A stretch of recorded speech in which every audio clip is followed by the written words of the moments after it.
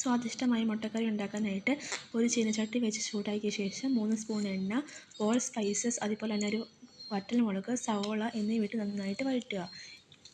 ഇതിൻ്റെ ഒപ്പം തന്നെ നമുക്ക് ഒരു കഷ്ണം പച്ചമുളക്, വെളുത്തുള്ളി, ഇഞ്ചി, അതുപോലെ തന്നെ ആവശ്യത്തിനുള്ള കറിവേപ്പിലയും ഇട്ട് നന്നായിട്ട് വഴറ്റി ബ്രൗൺ കളർ ആവുന്നത് വരെ വഴറ്റുക. നന്നായിട്ട് വഴണ്ടി വരാനായിട്ട് പഞ്ചസാരയോ അഥവാ ഉപ്പോ ചേർത്ത് കൊടുക്കുക. ആവശ്യത്തിനുള്ള ഉപ്പും ചേർത്ത ശേഷം മഞ്ഞൾപ്പൊടി, ഗരം മസാല, മുളക് പൊടി, അതുപോലെ തന്നെ ജീരകപ്പൊടി, ഇതെല്ലാം ജീരകപ്പൊടി വളരെ കുറച്ചേ ഇടാവുള്ളൂ, അല്ലെങ്കിൽ നല്ല ജീരകം പൊടിച്ചിട്ടാലും മതി. ഇതെല്ലാം ഇട്ട ശേഷം നന്നായിട്ട് വഴറ്റി ഇതിൻ്റെ പച്ചമണം മാറുന്നത് വരെ വഴറ്റുക. ശേഷം ഒരു പുളിയുള്ള തക്കാളി മിക്സിയിലിട്ട് അരച്ച് ചേർത്ത് കൊടുക്കുന്നുണ്ട്. പുളിയുള്ള തക്കാളിയാണെങ്കിൽ ഒരു തക്കാളി മതി, ഇല്ലെങ്കിൽ 2 തക്കാളി വരെ ആവാം.